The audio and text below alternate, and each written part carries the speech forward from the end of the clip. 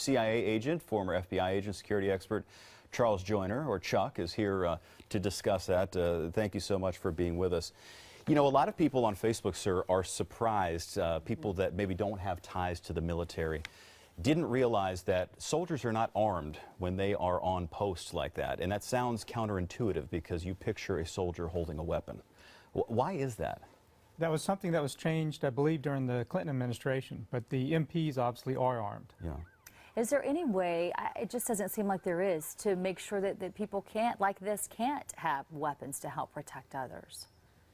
Well, I think it's almost impossible to prevent somebody from getting on base who belongs on base. They have an ID, that's where they work.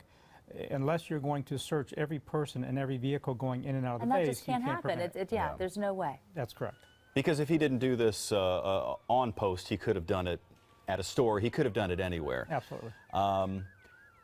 The steps that they took, I understand that back when Hassan went on his rampage, that there was perhaps some hesitation when he was initially confronted by one of the military police. I guess what I'm getting to in a dirty way of saying it is the guy could have shot him a lot faster perhaps than he did. But there was some hesitation on his part. Has that changed as far as how to engage the assailant? There are 2 points to that. One point is police officers are good people. Typically, they don't want to kill or hurt somebody else. So there's always that instinctive reaction where you don't want to do this. You don't want to take somebody else's life. So that leads to hesitation.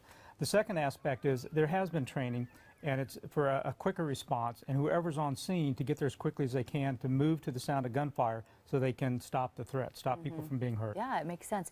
I think any time you see something like this going on, you just want to know why. Isn't that the first thing that goes through your mind? Why?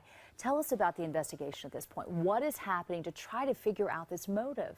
Well, you have a number of agencies involved, and they all will go as in-depth as possible, looking at the social media, looking at the family, the interviews, the crime scene. They're going to look at everything they can in this investigation to come up with the why.